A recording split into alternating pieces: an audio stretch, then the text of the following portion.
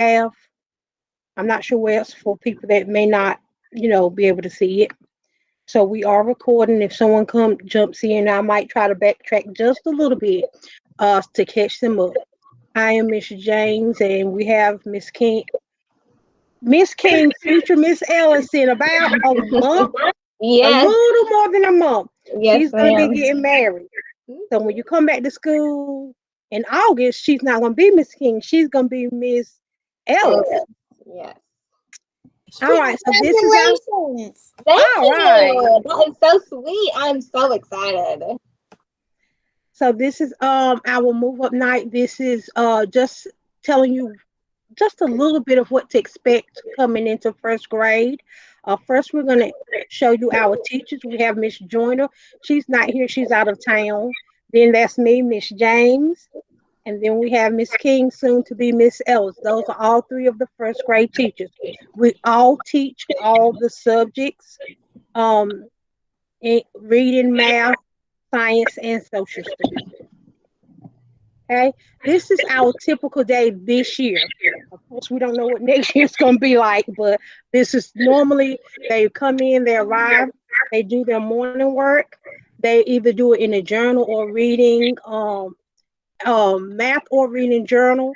Um, we have what we call retooling, and that's just instruction in small group. Our morning music contains read aloud, comprehension instruction, small group, letterland, recess, and specials this morning. But of course, our specials and recess schedules change, and that all depends on when we have those things. In the afternoon, we have lunch, and then we typically do math and small group. And a lot of times, we integrate science and social studies into reading, and if we can get it in math, we can. If we can get it in math, we put it in there too.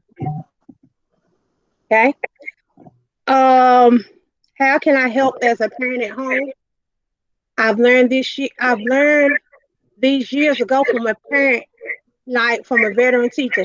The most important thing is talk to your child, have regular conversation with them. I have a fifth grader, and she learned a lot asking me questions. And as a parent, I didn't want to always answer those questions, but it's helped her so much in the long run. Talk about vocabulary, different meanings to words. Point things out when they read. Talk about the different things. Point out letters. Shapes that they see outside in the real world. Read, read, read. Um, Dry erase boards, and these are some of. Did she get her bag yet? Okay, so you should have a dry erase board, some markers, some magnetic letters, flashcards. Those are just different fun ways the kids love to spell and write. I let my kids use their desk a lot to answer questions. And if I say pull out your dry erase markers, oh, you think they won the lottery.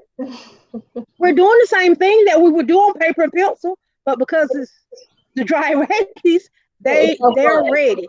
So Mhm. it's just different ways to have them do things, spelling, sounding out words, um, sight words, flashcards, magnetic letters to spell. And also good for pointing out letters, putting letters together for sounds, blends. They're also good for that as well. Next. These are just examples of ways to use the magnetic letters and the dry erase boards. Make a capital M, make a lowercase m. Uh, have them pull out those letters in their magnetic letters so they'll know what the difference is. These are like filling the blanks where they can write the letter on the dry erase board or put the magnetic letter in there. That's just different ways to use the different letters. And of course, the old spelling on the refrigerator never fails. Okay. This is a way to model to help them. We're going to play a game called Write It, Read It. I'm the speller. Going to spell a word out loud while you write the word down. Once you finish writing the word, I'm gonna count to three and we'll read the word at the same time. That's a great way to use the dry erase boards and the magnetic letters. These are websites. And we try to put the ones that are free, the ones that there are some that you can only use during school hours, that have the 30-day trial. Some of them will be things that we use in the classroom that's free as an educator, but not free as a parent. So those are some as well, like the ABC Mouse.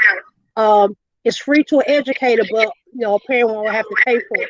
And I think through us, it might be a little cheaper. I'm not sure because I just know about the free version that we get. But and these will go home next year as well. So don't worry about trying to write stuff down. So because we'll have a list of these that go home next year. Okay. What to do with the math? You have tens frames. A great way to use the tens frame is make 10. What two numbers make 10? That's going to be a big thing in math, that they know what numbers make 10.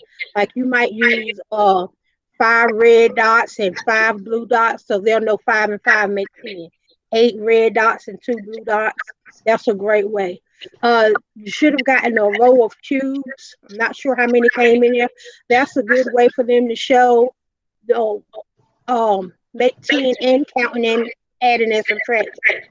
Sometimes it helps them to see the different colors to add and subtract.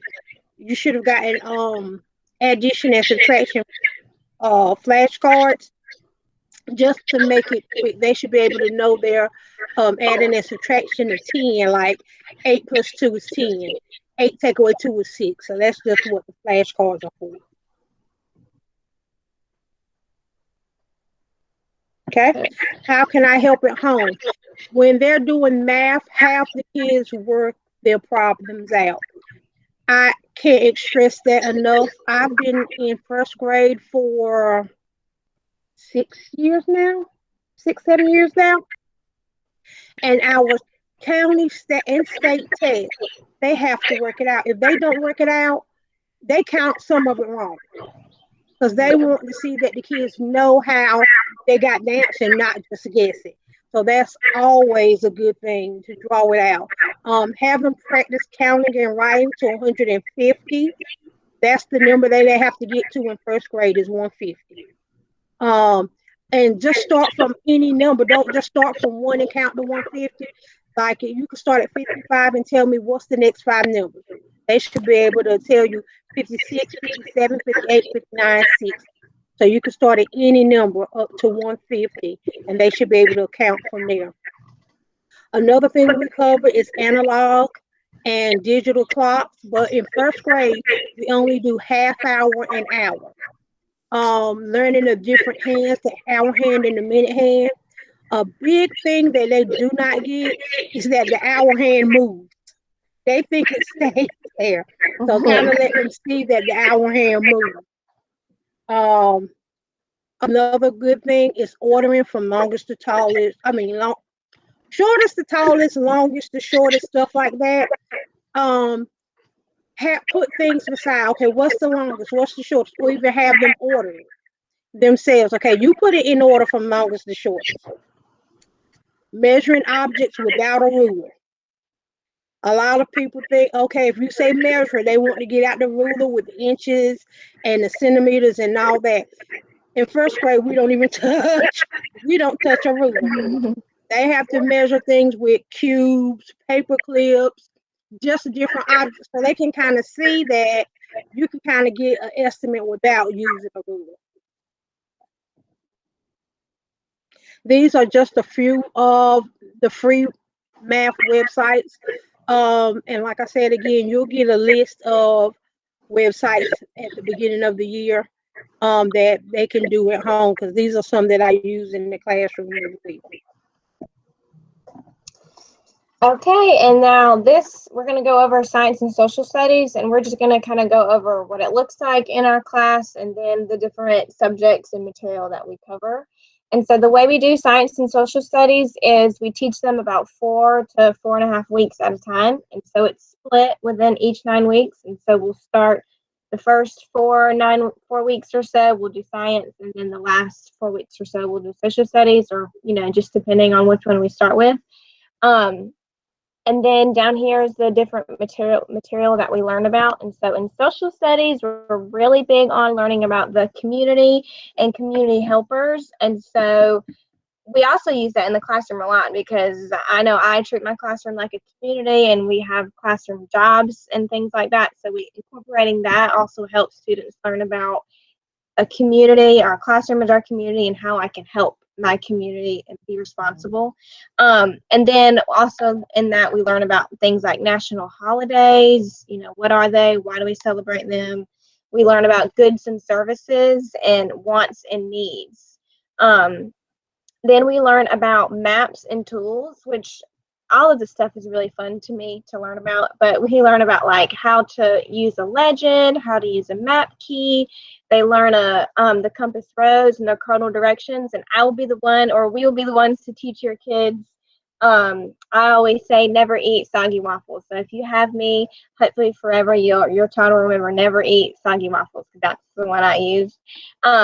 And then we learn about how people can change their environment and how the environment impacts people. We're actually doing that this week, in the past couple of weeks. And so people change their environment by building things, tearing down things. They can change the environment by planting trees, tearing down trees, things like that. And then how the environment can impact you. And so talking about rural and urban areas, and how, depending on where you live, how that can kind of change your lifestyle and the things that you do and the way you live.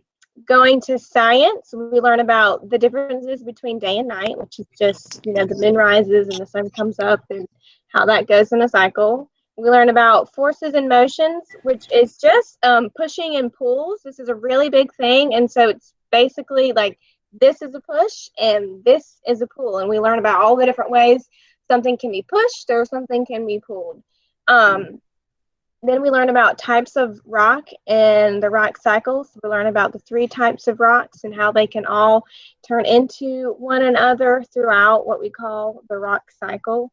And then lastly, we learn about animal, plant, and human needs. So we learn about what animals need in their environment to survive, like food, water, how they can adapt to their environment to survive. We learn about plants and the plant's life cycle, and they need sunlight, they need soil, food, and water to survive. And then we learn about human needs. So now humans, we need shelter, and we need food and water and love and things like that to survive. And that is it. I'm going to stop sharing. Come back over here. All right. Do y'all have any questions for us?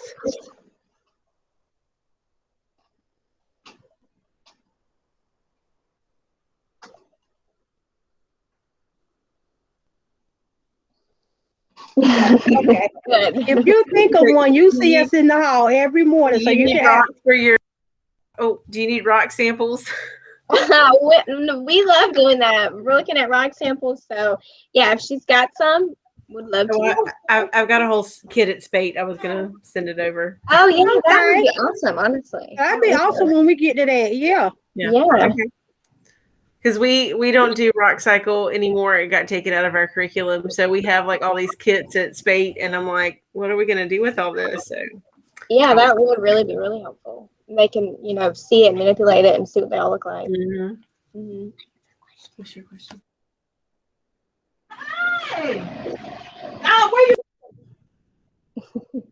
Okay, any other questions? James. Okay, and this has been recorded, so if you want to look back at anything, and it'll be posted, and then if you have any questions, you can always reach out to us at the school. All right, Gardner's parent guardian, I know you just logged on. We kind of went through what things we do and expect in first grade, ways to help. You should have gotten a bag with stuff in it that he can use. You should have gotten magnetic dry erase boards. That's just a fun way to spell words, sound out words, use blends, because they find it so much more fun than to do it that way than paper pencil. So we decided to include that in it. Math, you should have had flashcards, cubes, different ways, tens frame, just different ways to make 10. That's a big thing in first grade, different ways to make 10. Also, a big thing is measurement. They think when you say measure, you have a ruler, and it's not always a ruler, because in first grade, we don't pull out a ruler, but we still cover measurement. It's how to use other things when you're measuring. Then Miss King talked about science and social studies.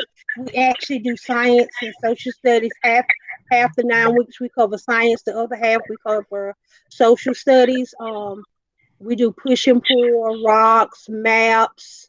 Um, Community helpers. Thank you. Community, yeah. Stuff like that. We do have another first grade teacher. She's not here. She's out of town. But it's three of us: Miss Joyner, myself, Miss James, and then Miss King, who will soon be Miss Ellis. So if you hear Miss Ellis, it was Miss King, but she's getting married next month. So it is the same person. Congratulations. Thank you. Thank you. So you be like, I didn't see a Miss Ellis up there. Yeah, it's the same person. Next year I do know that we're supposed to be going back to 5 days. So maybe that won't change. You know, the way this year is, we don't know what may happen. But if y'all ever have questions, you let us know. Send it through the teacher. We only have a few more weeks, but we are always open and available if y'all need us. Do you have any questions? No, I'm sure I'll be talking to you guys.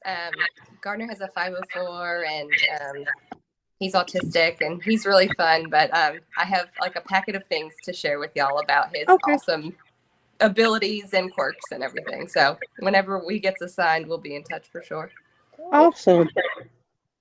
All right, ladies, if y'all don't have any more questions, y'all can go. We're not gonna keep you for 30 minutes if we don't have to. We know time is precious around here. I did have one more. Are they going to be bringing computers back and forth from school, or are y'all going to leave the computer? Or are they going to take up their Chromebooks for next year? They are going to take them up. I don't know when. That date has been undecided yet. Actually, before I logged in, I checked my email, and he said he's waiting for direction from central office. But as far as we know, the last I've heard, they are going to take them up for the summer. Okay, so they'll be coming back and forth from you guys next year as well. I guess. Okay. Because I think their frame of mind now is take them in case something happens, because you never know. Right. So I know it's a pain. I get tired of taking mine back and forth. So, but yeah, that's what I will count on. Y'all have any more questions for us? If not, y'all are free to go. Thank y'all so much for joining us tonight. Thank y'all for coming. Thank you. Bye. Let me stop recording. Okay.